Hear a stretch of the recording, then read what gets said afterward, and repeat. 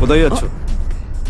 আমার নাম অয়ন, আমাকে ওই বার্থডে পার্টিতে ইনভাইট করা হয়েছে। বন্ধুরা শুনছো এই গরিব ভিখারিটার কথা? ও বলছে ওকে নাকি ভট্টাচার্য বাবুর জন্মদিনের পার্টিতে ইনভাইট করা হয়েছে।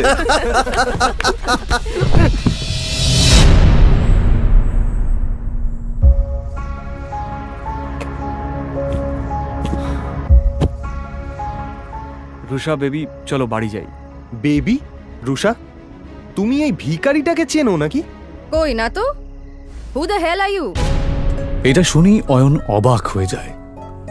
এর আগেও রুষা অনেকবার অয়নকে অপমান করেছে। রুষা, চলো এবার বাড়ি যাই। এ ভিখারি, বেরো এখান থেকে।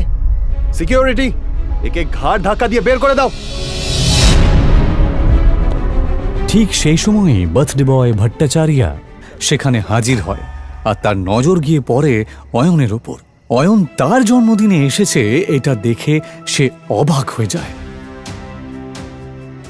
অয়ন রয় চৌধুরী স্যার, আপনি আমার পার্টিতে এসেছেন?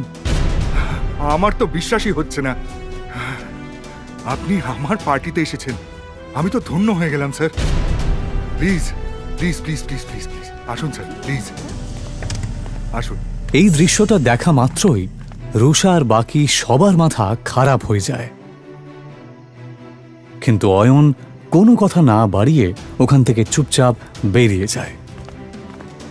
বাইরে গিয়ে সে রুষার জন্য অপেক্ষা করতে থাকে। পার্টি শেষ হওয়ার পরে রুষা যখন বেরোয় সে পুরো মাতাল। Sorry sorry.